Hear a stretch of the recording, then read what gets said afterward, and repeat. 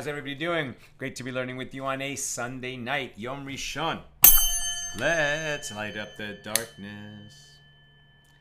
Actually, that it's Sunday night. It's already Yom Sheni. Monday begins Sunday night. Who's in the house? Steven in New Hampshire, Bill in Missouri, Yehud in South Carolina, Joe in the Inland Empire, Shandora in the Bronx, Melissa in Great Neck, Nancy, North Carolina, Sharon in New Jersey with connection problems. Please, God, solve the connection problems. And we say amen. Hi, I'm in Florida. Frank in San Pedro, Marjorie in Georgia, Ella in Southern California, Alan in New York City, Mickey in Vineland, New Jersey. Welcome, everybody. Double daf. Let's get to it. 2 pages, both pretty short. And we are going to finish, right? We're going to finish Mishna number 5 here in chapter 8 of Tractate Bava Basra. Our pages 129 and 130. And we're picking this up near the bottom of page 128b. Mar Zutra taught in the name of Rav Shimi bar Ashi the law in all these halachas is as Rabbi Abba sent to Rav Yosef bar Cham. Right, so yesterday we had a series of rulings that what they had in common was that that Rabbi Shimon,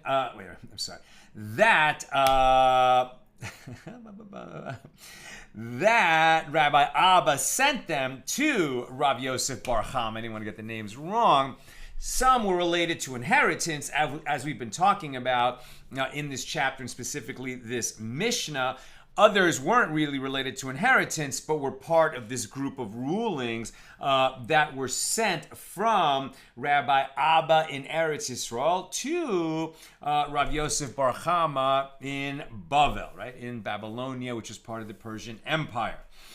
So Mar Zutra is saying in the name of Rav Shimi bar Ashi that all these rulings from Rabbi Abba to Rav Shimi, to Rav Yosef bar Chama, they are the law. They are the halacha that we follow. So Ravina says to Rav Ashi, well, what about the statement with which Rav Nachman disagreed? I.e., that a debt can be collected by a creditor of a man who died, and the creditor can then come and seize from the estate that is inherited by his sons, if that estate includes a slave when slavery was legal, that the creditor could take the slave as payment of that debt. And Rav Nachman disagreed, i.e. that a debt can be collected by taking slaves that the debtor left his heirs. Rav Nachman disagreed with the ruling of Rabbi Abba Is the law in accordance with this ruling of Rabbi Abba as well? Despite our general principle that in monetary matters, the law is in accordance with Rav Nachman when he disagrees with another sage. And Rav Ashi said to him, well, we teach a different tradition, that Rabbi Abba's statement rules that a creditor does not collect the debt from slaves that the debtor left his heirs, and that would agree, that would square with Rav Nachman's holding. And the Gemara asks, but then what possibility does Mar Zutra exclude in ruling that the law is in accordance with Rabbi Abba's statement? So now we're on page 129a. So if his statement comes to exclude the statement of Rava, right, so the ones that challenge these rulings from Rabbi Abba, and we're saying that, well, no, Rabbi Abba, we always hold like him. Well, does this come to exclude the statement of Rava, that the testimony of members of the third generation concerning members of the first generation is valid, meaning that a grandson could testify as a witness in a litigation that involved his grandfather, which we talked about yesterday?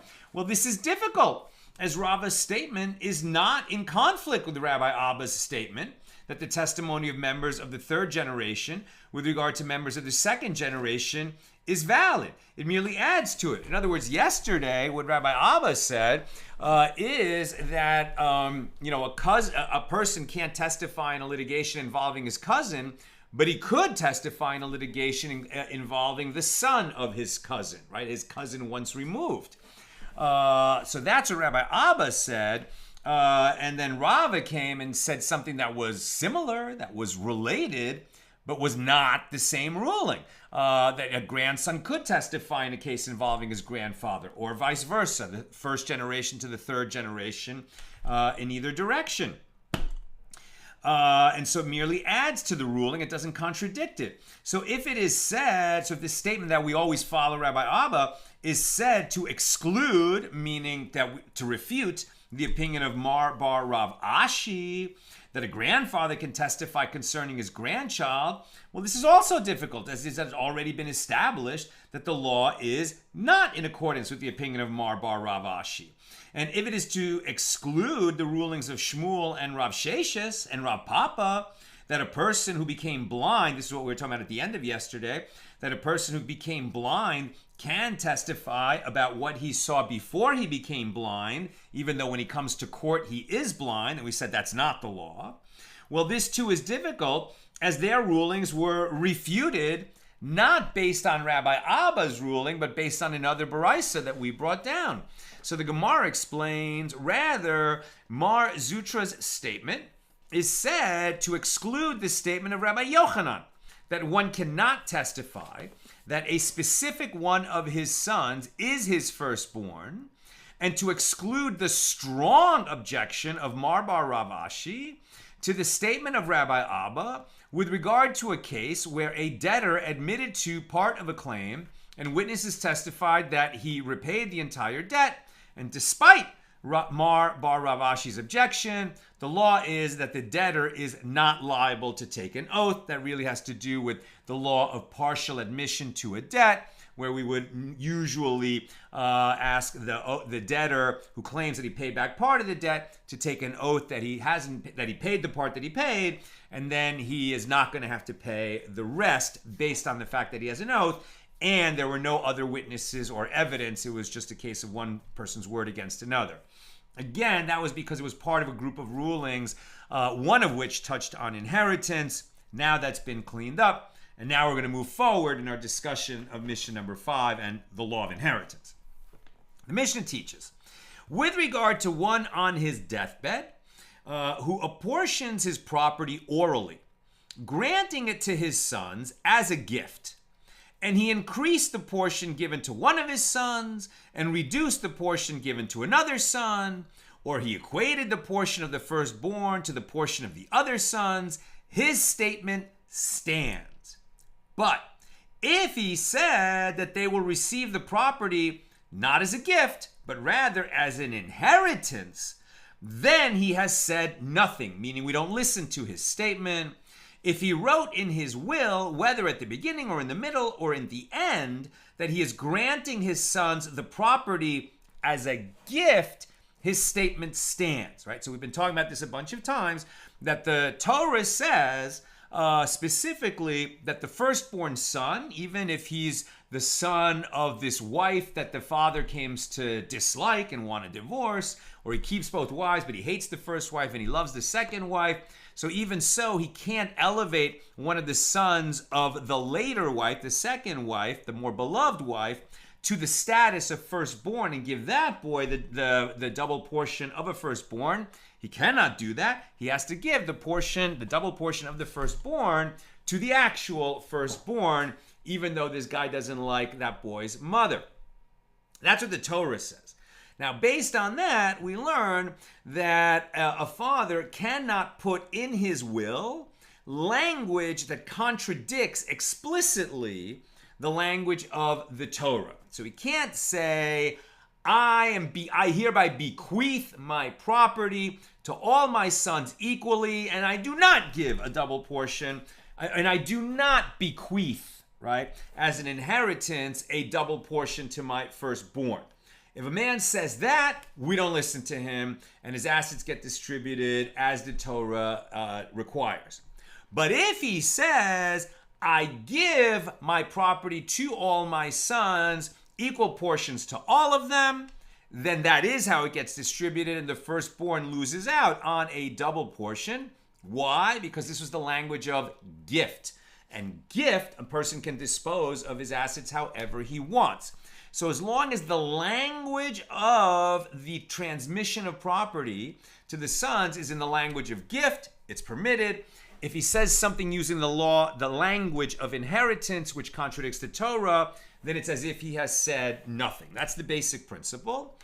Okay, so the Gemara asks, what are the circumstances where you're saying that, and now the Brisa taught that, or I'm sorry, the Mishna taught that as long as he puts this language of gift in his will, whether he says it at the beginning, in the middle, or at the end, then we listen to him. So even though there's other language about inheritance which would contradict the Torah, as long as he includes the word gift in this disposition of his assets to be done after he dies, then we're going to accept it as a gift, right? That the whole thing will be sort of controlled by the principles of gift rather than inheritance, and we will listen to the father's language, whether he writes it in his will or he says it orally on his deathbed.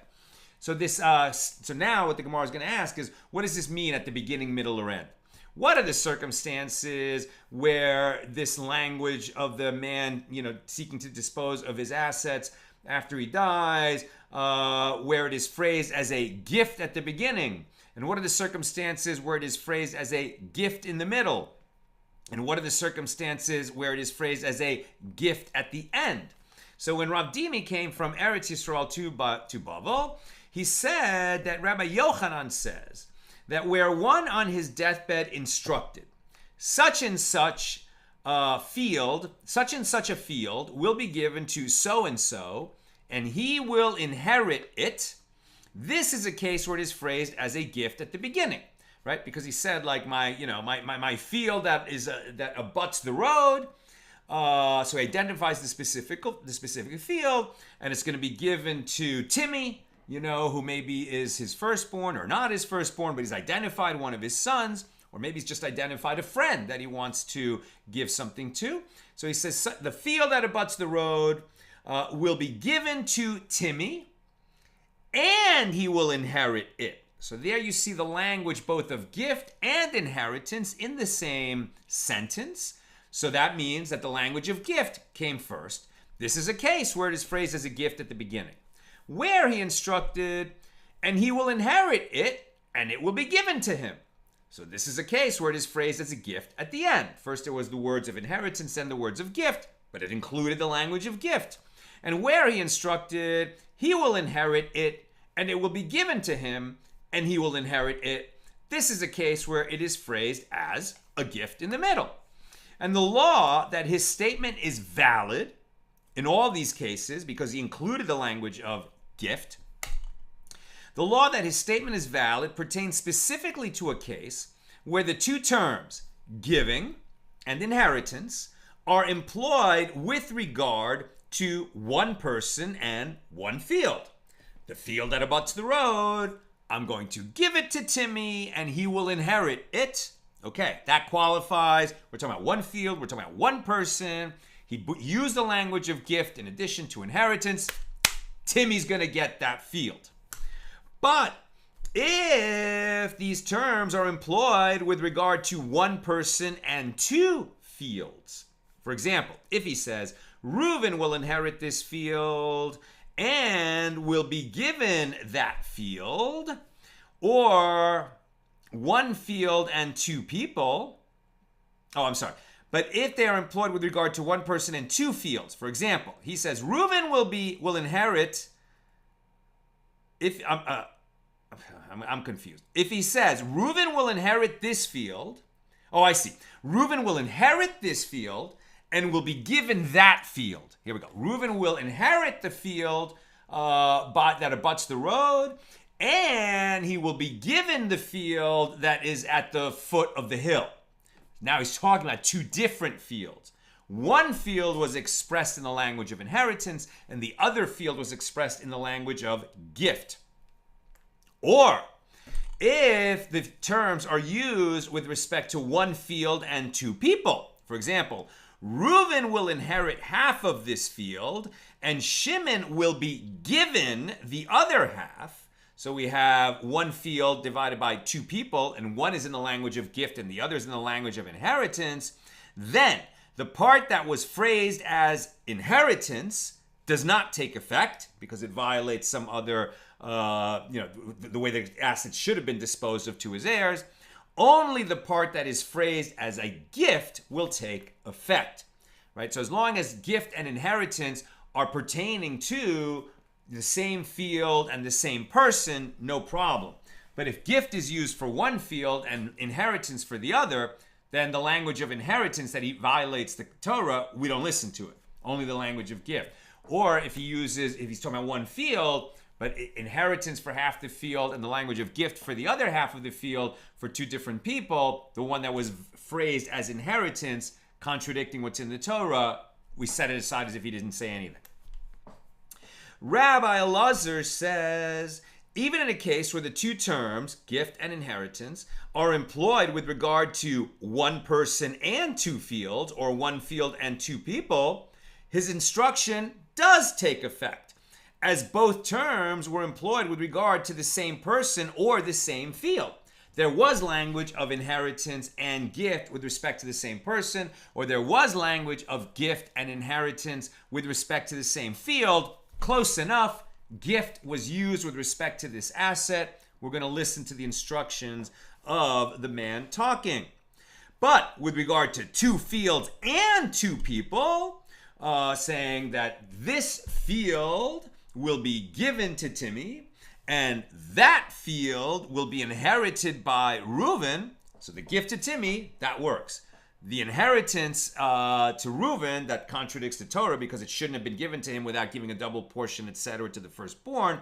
We're going to set aside that second statement as if it was never made at all, even though the language of gift and the language of inheritance was recorded in the same will, since it was recorded with respect to a different person inheriting a different asset and a different person inheriting a different asset. We're going to set aside the language of inheritance and retain the language of gift. When Ravin came from Eretz Yisrael to Bava, he said that if one is on his that if a person on his deathbed said, such and such a field will be given to so and so, and the other guy will inherit such and such a field, i.e. a different field, so this is two fields and two people, Rabbi Yochanan says that even the second person who was designated to inherit a separate field has acquired it.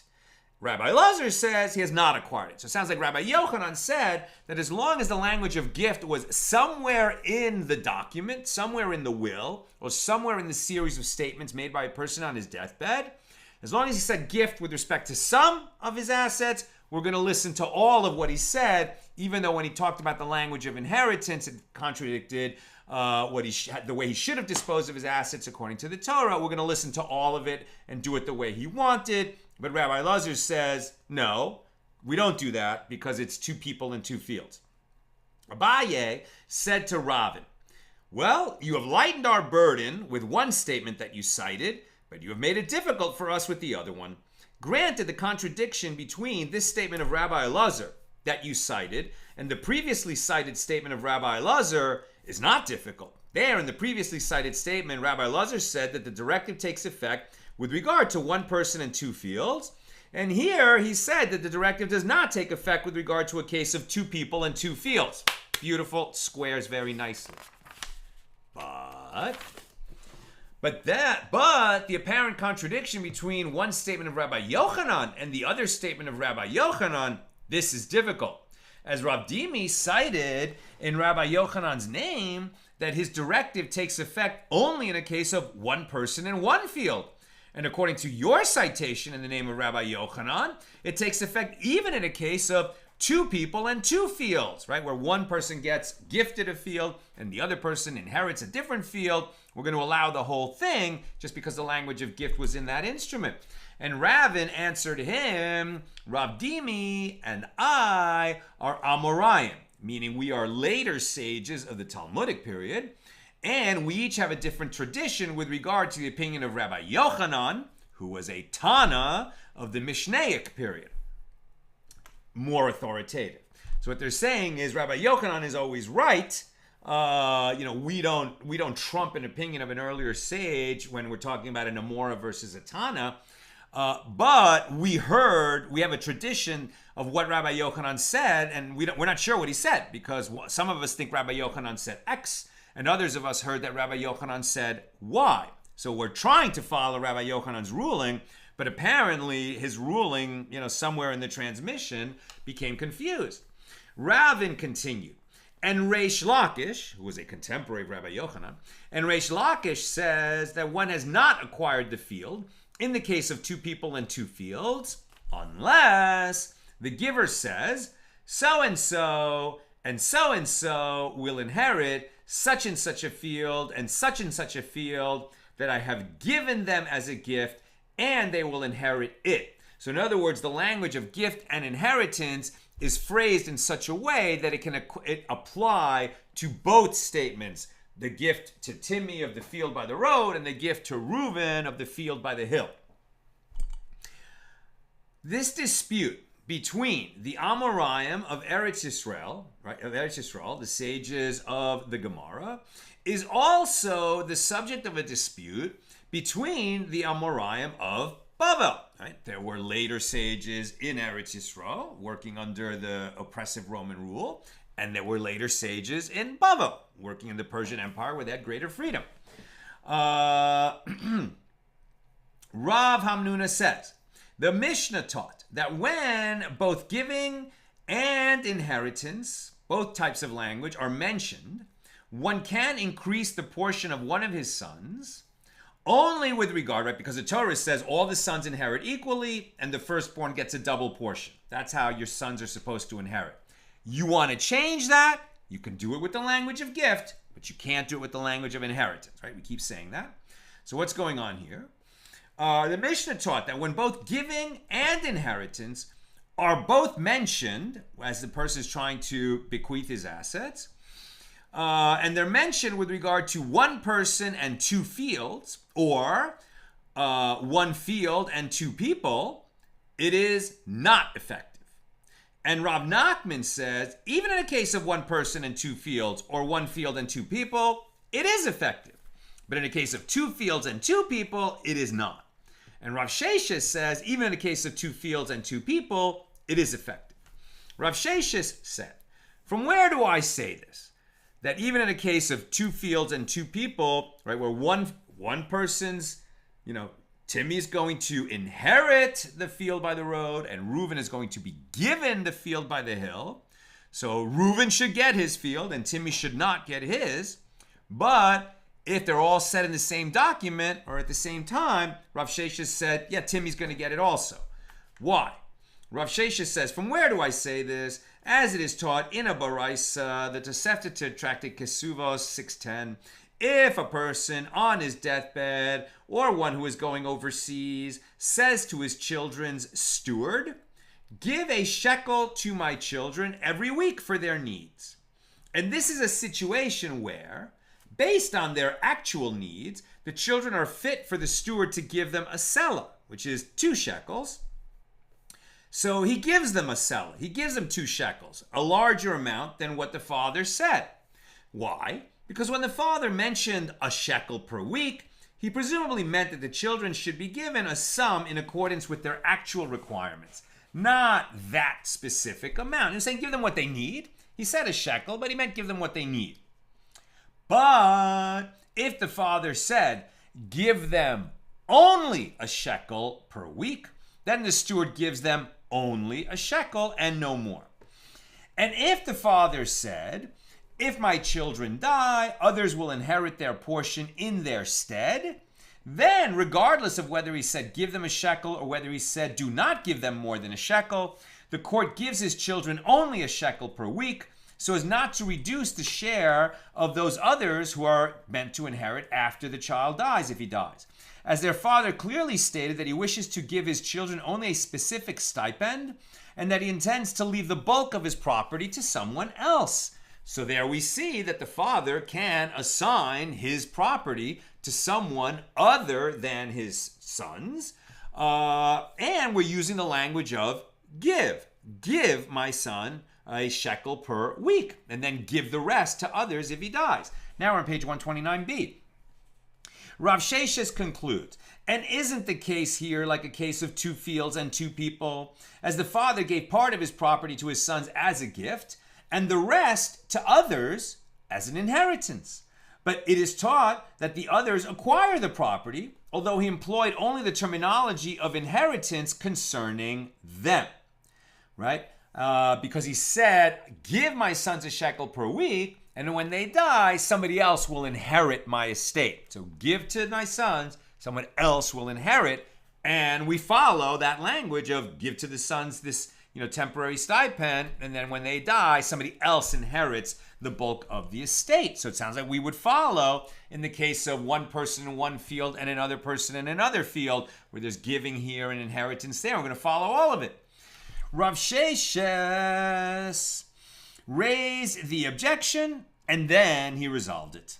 The term others is referring to those who are fit to inherit from him, not just some random strangers that I'm saving the inheritance for, but rather others of my children who already were on the list of inheritance. I just want them to get more than they would otherwise get. And the ruling of the Baraisa is in accordance with the opinion of Rabbi Yochanan ben Baroka, who holds that one can bequeath his property to anyone who is fit to inherit from him. Meaning, you can change how you're going to dispose of your assets and give more to one son and less to another, take away the double portion of the firstborn. But you can only do that in favor with the language of inheritance, not the language of gift, the language of inheritance. You can change how your children inherit, even different than what the Torah would stipulate, and we follow that, and that's the language, and that's a ruling of Rabbi Yochanan ben Baroka, which we've been referring to a lot over the last few days, and we're finally going to get to tonight in our next Mishna. But what he's saying is you can only change that disposition of assets, not using the language of gift, but using the language of inheritance among people who are fit to inherit from you. So even with the language of inheritance, you can change who's going to get what of your assets as long as you're just talking about people who are your heirs. Right, Rabbi Yochanan ben Baroka, who holds that one can bequeath his property to anyone who is fit to inherit from him. Therefore, it is unnecessary for the bequest to be phrased as a gift. Rav Ashi said, come and hear a proof for the opinion of Rav Sheshes from a Baraisa. If one states, my property will go to you after my death for your use during your lifetime, and after you die, so-and-so will inherit the property, and after the one who inherits after you dies, so-and-so, a third person, will inherit the property, then in this case, right, so I'm saying, let's do this with names to make it a little clearer. If one states, my property will go to Reuven after my death for Reuven to use during Reuven's lifetime, and after Reuven dies, it will go to Shimon. Shimon will inherit the property. And after Shimon dies, then Levi will inherit the property, right? So Reuven for his lifetime, then it goes to Shimon, Shimon for his lifetime, and then after he dies, it goes to Levi. And that's the last one, so it sounds like Levi's going to get all of it at the end. And so we follow that, right? We do what the person's instructed with regard to his property. But if the second one dies, right? If Shimon dies during the lifetime of Reuven, so we said that Reuven gets the property for his lifetime, and then when he dies, it goes to Shimon. Shimon can use the property for his lifetime, and then when he dies, it goes to Levi.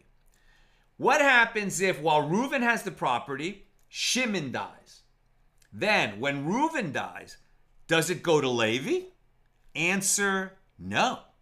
Because it was going to go to Shimon, and then when Shimon dies, Levi inherits from Shimon. But if Shimon dies before Reuven dies, it doesn't go to Levi because Levi's inheritance was only connected to Shimon. If Shimon predeceases Reuven, then when Reuven dies, there's no Shimon to give it to. So where does it go? Reuven's own heirs, his own son or grandchildren, whoever is fit to inherit from him. It never got to Shimon, and therefore Levi, who was dependent on Shimon for his inheritance, it never goes to Levi. If Shimon dies before Reuven, then when Reuven dies, it goes to Reuven's heirs. And if the second one dies during the lifetime of the first, the property returns after his death to the heirs of the first, and does not go to the third guy on the list, as his right was to inherit it from the second one, and the second one never received it. Rav Ashi states his proof. And here it is a case like that of 2 fields and 2 people, as the bequest to the first recipient, to Reuven, was phrased as a gift, and the bequest to the second one, to Shimon, was phrased as an inheritance, and yet the Baraisa teaches that the second recipient acquires the property after the death of the first. The whole idea was what to do if Shimon dies before Reuven.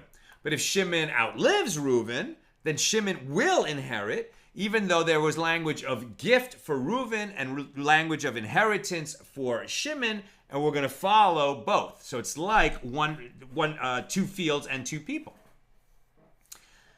And if you would say that here too the Baraisa is referring to a case where the recipient is fit to inherit from him, And Rav Ashi states as proof, and here is a case like that of 2 fields and 2 people, as the bequest to the first recipient was phrased as a gift, and to the second it was phrased as an inheritance, and yet the Baraisa teaches that the second recipient acquires the property after the death of the first.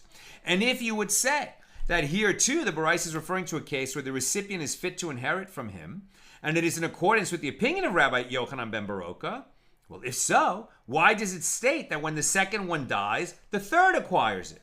And Rav Ashi explains what his comment. Didn't Rav Acha, the son of Rav Avya, send the following ruling in accordance with the statement of Rabbi Yochanan ben Baroka? If a person on his deathbed said, "My property is given to you, and after you to so and so," so then the first recipient and the first recipient was fit to inherit him from him, then the second gets nothing in place of the first, i.e., he does not receive the property after the first one dies, as this formulation employed by the owner was not one of gift. Rather, it was a formulation of inheritance. He used the language of inheritance. And inheritance has no end, i.e., it cannot be stopped. Therefore, since the first recipient acquired it as an inheritance, his heirs inherit from him. And it cannot be taken by the second one that was specified in the original bequest. Therefore, the Baraisa is irreconcilable with the opinion of Rabbi Yochanan ben Baroka. In other words, if you say that Reuven inherits from me, and when he dies, Shimon inherits from him, it's a problem, because if you say it was inheritance, then when Reuven inherits, he inherited. It's his property. And when he dies, where does it go? To his heirs, not to this other person specified by the original person making the bequest, because it was all in the language of inheritance. And this would be contrary to the language of Rabbi Yochanan ben Baroka, who says we do follow, the instructions of the original guy making the bequest, as long as the people involved in the bequest, and this first, second, and third, are all fit to inherit from the original father. And the Gemara affirms the refutation of the opinions of all of the sages who disagree with the opinion of Rav Sheshes, that even if one uses the two terms with regard to two fields and two people as gift to both is effective, is a conclusive refutation. And the Gemara suggests, let us say that it is also a conclusive refutation of the opinion of Reish Lakish, who maintains that giving must be mentioned with regard to both recipients and both fields. And the Gemara asks, and how can you understand this? But didn't Rava say that the law is in accordance with the opinion of Reish Lakish with regard to these three issues? Acquisition of land for the rights to produce, chalitza of a pregnant woman, in the case of a yevama, and the matter of bequeathal, phrase using both the language of gift and inheritance. And the Gemara answers, La Kasha, this is not difficult. Here in the case where giving can be mentioned concerning one of the recipients and inheritance with regard to the other, it is a case where the two bequests were stated within the time required for speaking a short phrase. Now we've introduced a new requirement.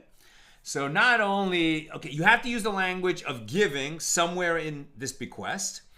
So as long as the language of giving is included, then we're going to follow the instructions. But if you're going to have both the language of giving and the language of inheritance in the same instrument or in the same deathbed statement, then the language of giving and the language of inheritance have to be right next to each other.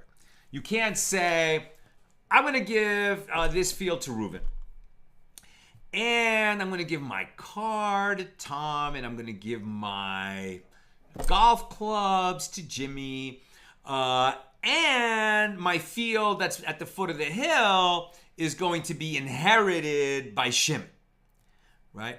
I did a bunch of giving statements, so that's not a good example.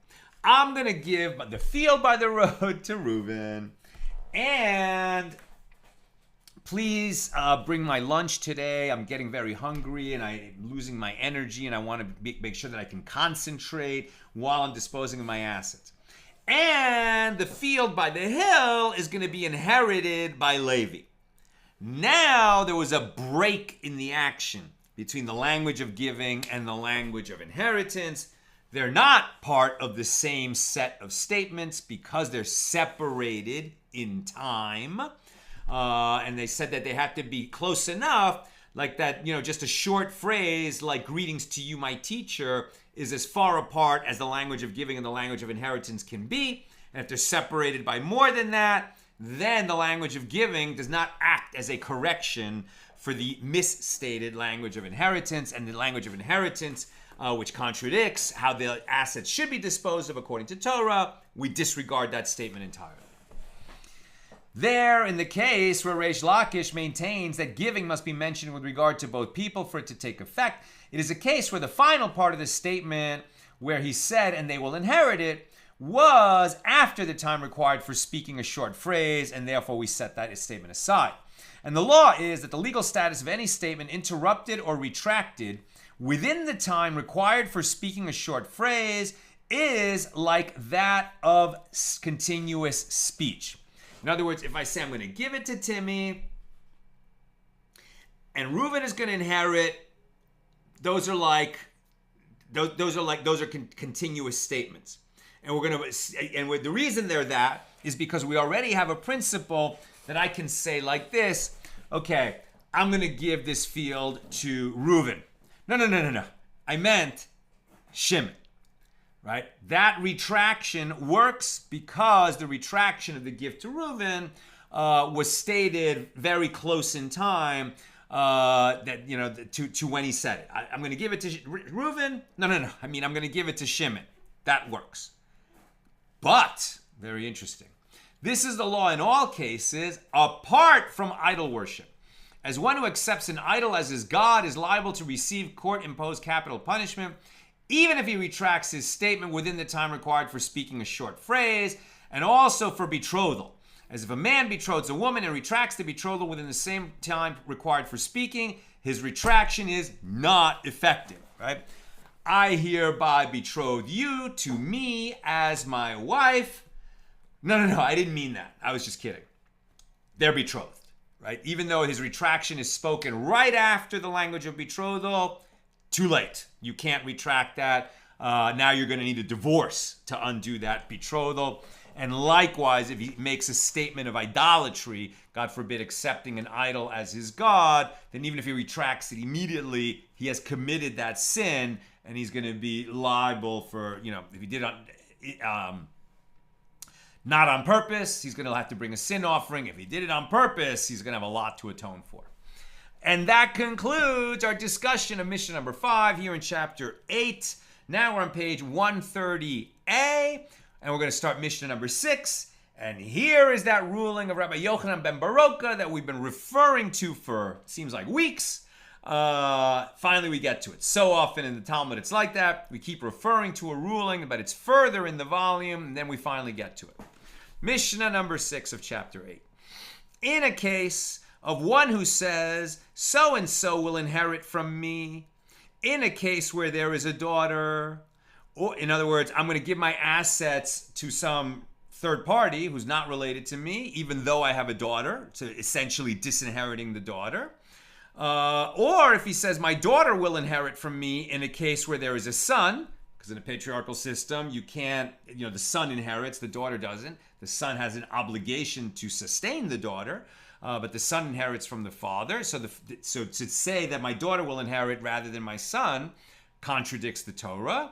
So in those cases, this man has said nothing, as he has stipulated counter to that which is written in the Torah concerning the order of inheritance. Rabbi Yochanan ben Baroka says, if he says such a statement about one who is fit to inherit from him, his statement stands. But if it was about one for whom it was not fit to inherit from him, his statement does not stand. So he can't say, I'm going to give my assets to, Johnny down the street, my neighbor, rather than to my daughter. So that statement, he doesn't, we set it aside, we ignore it. But because he used the language of inheritance. If he wants to give away his assets to Johnny down the street, he can do that. But here we're talking about the language of inheritance, a bequest. And he can't bequeath his assets to Johnny down the street when he has a daughter who is fit to inherit from him.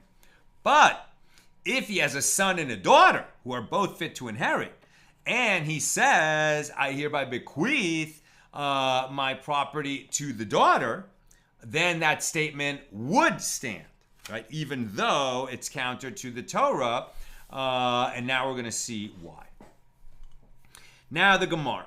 The Gemara infers from the Mishnah that the reason the first Tana, the anonymous Tana of our Mishnah, rules that this bequeathal is invalid is that he bequeathed his estate to another person, a third party, non-family, in a case where he had a daughter, or to his daughter in a case where he had a son.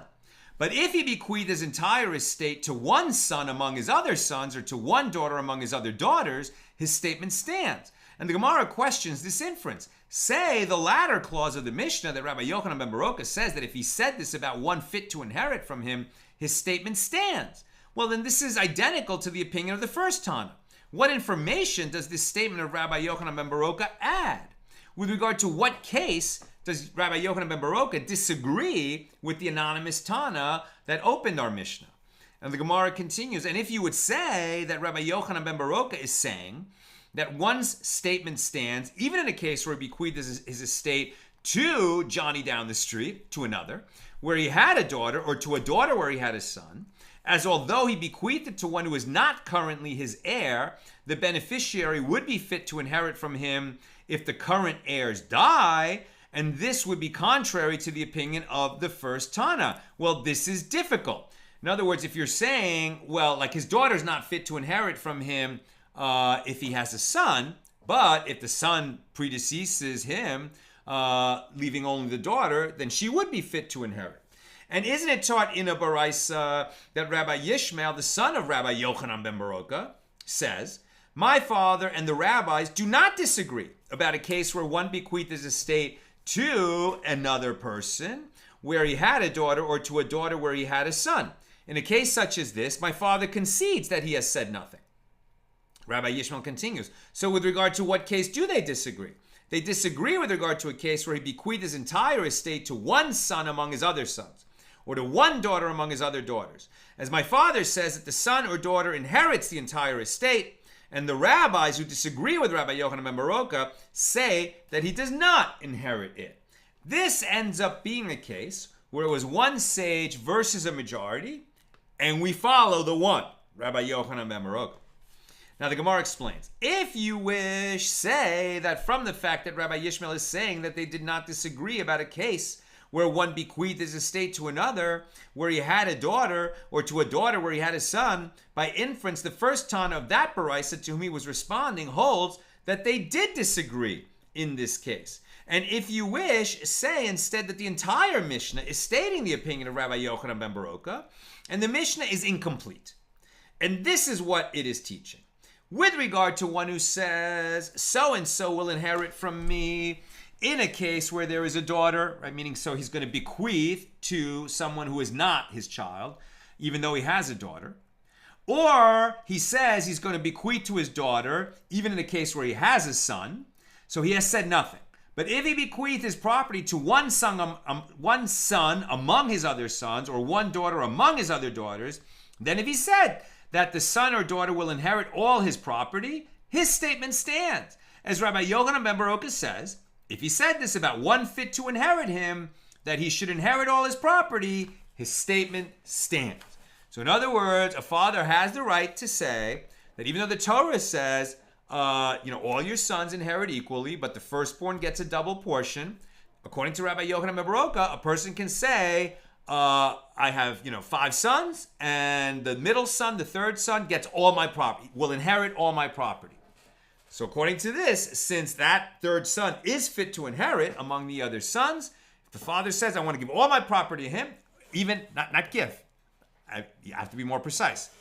Even though the father says, my third son will inherit all the property, we listen to him. The rabbis, the majority, say, no, what are you talking about? This is language of inheritance that contradicts what's stipulated in the Torah. So we don't listen to him. But Rabbi Yochanan says, we do listen to him, to the father, and we give it all to the third son. Why did Rabbi Yochanan ben Baroka end up winning this argument? As for this halakhic ruling, Rav Yehuda says that Shmuel says the law is in accordance with the opinion of Rabbi Yochanan ben Baroka. And Rava says as well that the law is in accordance with the opinion of Rabbi Yochanan ben Baroka. Rava said, what is the reason for the opinion of Rabbi Yochanan ben Baroka?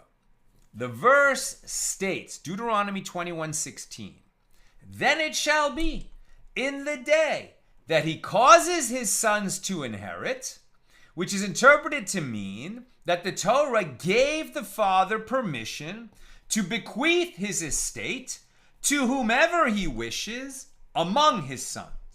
He can give it away to whoever he wants. But if he has sons, he can't cause some rando to inherit. His sons have to inherit. But as between his sons, if he wants to give all his fortune to one of his sons, he can do that. And the Torah is saying that. The Torah says that because it says when he causes his son to inherit. Right? When does he do?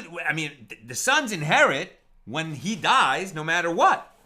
So if he is causing an inheritance to happen, it must be that he has the ability to distribute his assets among his sons in the way that he sees fit, per the Torah. Abaye said to him, isn't this halacha, isn't this law derived from the continuation of the verse, where it says that about this father who's causing his children to inherit, he may not make the son of the beloved first wife, the beloved second wife, he may not make such a son the firstborn, right? He cannot take a later born son and give him the privileges, inheritance privileges of the firstborn. He cannot do that ahead of the son of the hated, who actually is the firstborn. So from the prohibition against depriving the firstborn of his double portion, it can be inferred that one can change the apportionment of the inheritance of his other sons. He violates a Torah commandment if he does this, but apparently he has the power to do it per the Torah. See? Now the Gemara answers, that clause in the verse is necessary for something else. What? That which is taught in a Baraisa.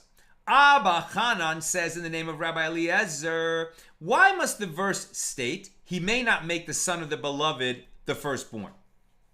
Now we're on page 130b, and I'm actually almost done, so questions or comments, please get them in now.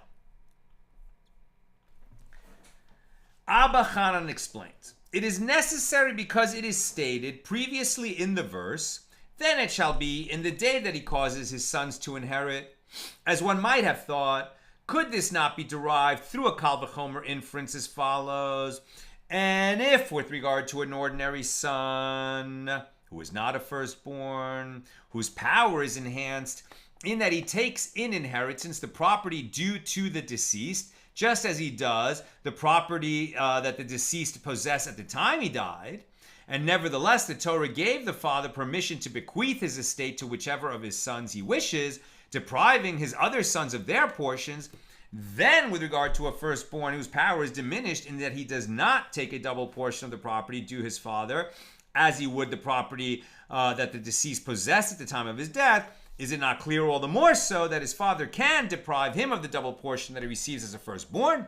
Therefore the verse states, he may not make the son of the beloved the firstborn. Right? What they're saying is, remember there's a difference in terms of the double portion of the firstborn. He gets a double portion of the property that his father possessed at the time of his death. But with regard to property that was owed to his father but had not yet come in, when that property comes into the estate, the firstborn doesn't take a double portion of that. He just inherits the same amount as all the other sons. They all take equal portions. So in that sense, with regard to property that is due to the father, the firstborn's power, so to speak, is diminished compared to the power that all the sons have to share equally in property that comes in after their father dies. So since, the firstborn is diminished in this way, and we learn that a father has the power to redistribute his assets among his sons as he wishes, so all the more so, since he can redistribute among any of the sons how he wants, and they all have this equal right to inherit where there is no will, among everything that was there that comes in after the guy died, all the more so since the right to the double portion is considered a little bit more tenuous, since he doesn't have the right to the double portion of property that comes in after the death, all the more so the father can decide to take away the double portion of the firstborn and simply distribute his assets, let's say equally among all his sons. He has the right to do that. And that's why the Torah says he shouldn't do that.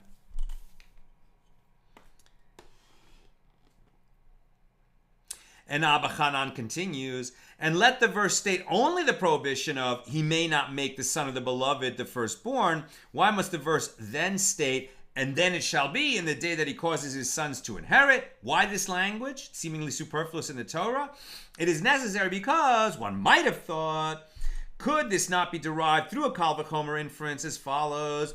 And if, with regard to a firstborn whose power is diminished in that he does not take a double portion of property that is due to his father in the same way that he takes property that his father possessed at the time of his death, nevertheless the Torah states he may not make the son of the beloved the firstborn, i.e. the firstborn may not be deprived of his double portion.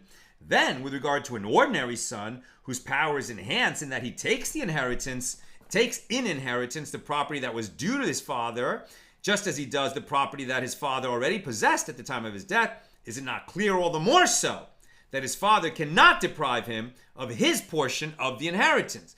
So lest you think that since the power of just all the ordinary sons is enhanced compared to the firstborn, in that they get even what comes in after the father died, property that was owed to the father, therefore you might have thought that the father does not have the right to stipulate that he will bequeath everything to one of the sons and there take away all portions, not just the double portion of the firstborn, but all the portions of all the other sons and give them all to one of the sons. You might have thought that's not going to be permitted.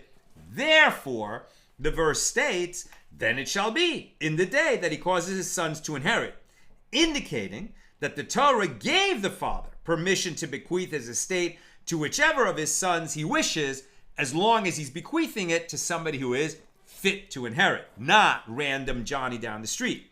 Consequently, the prohibition, he may not make the son of the beloved the firstborn, is not available to prove that one may bequeath his estate to whichever of his sons he wishes. So we know that he can do that, but we're not sure which phrase within this verse in the Torah is the one that is empowering the father to do that according to the ruling of Rabbi Yochanan ben Baruch. Where is Rabbi Yochanan ben Baruch getting his source to make that ruling? Tune in tomorrow. Few questions. Elvis, gift versus inheritance. The details of the language have immense meaning, and this teaches us to be very careful and mindful how we use our words with family and friends. Amen. Couldn't have said it better. Sharon, seems like they are playing a game of semantics to enable one to give what he or she wants regardless of Torah law. I don't think so.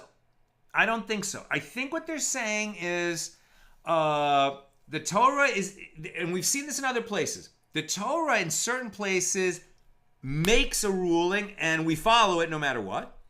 And in other places is giving advice, how you should deal with it, right? So since the father can dispose of his assets however he wants as a gift, but he can't do it by way of inheritance, so the gift is going to work.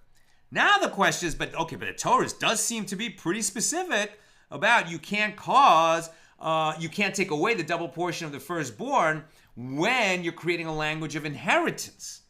So why is Yochanan ben Baruch saying, but you can, right? You can't. So he's saying, well, the Torah said, don't do that, which implies that he can do it, right? Otherwise, it would be when it's not that otherwise the Torah would have said, and when a man dies, the double portion will go to his firstborn. End of story. Since the Torah says he shall not cause less than a double portion to go to the firstborn, sounds like he has the power to do that. And then the question is, what are we going to do when he does it? Are we going to listen to him or not? We haven't completed this discussion yet. I mean, your point is good, Sharon. The question is, how are we going to get there? And we haven't got there yet. Elvis, if one is gifted, right, so through the language of gift, a piece of land, how does the Yovel, the Jubilee year, affect this? If I'm of a different tribe than the one granting the gift, does the gifted land go back to the tribe of the one who granted the land gift? Great question. My impression is, yeah, it goes back, just like it would with a sale. Because people who are fit to inherit, generally speaking, would be staying within the same tribe. Although, if a son is inheriting from his mother, that's when it goes out of a tribe. And like they were trying to keep the land within the families of the tribes as it was distributed. When there's the language of gift, does it go back in the same way that a sale would every 50 years in the Jubilee year, when the Jubilee year was being observed, when the temple was standing? I'm not sure. Great question. Sharon, so you gift to your non-heirs and your heirs inherit. What is the intrinsic difference? Well, one difference is if you gift, you're gifting what you have right now. And if you acquire property later, it wouldn't be included in that gift. So there's a difference. Guy, that wouldn't work in the States, where it would all go as inheritance because you can't give a gift posthumously. Taxman always gets his cut. Very good. But in the States, right, you could just set up your bequest however you want, in the family, out of the family, to a cat, whatever, right? There's no other prevailing principles. We just follow, if it's a properly worded will, we follow that, right? Whereas under Torah, there's many other requirements. And finally, Tom, but did the Torah bequeath the father permission? Wink, wink. Very good. Very good. That's what I've got for us today. With God's help, we'll be together again tomorrow, Monday at the regular time, 6 p.m. Pacific.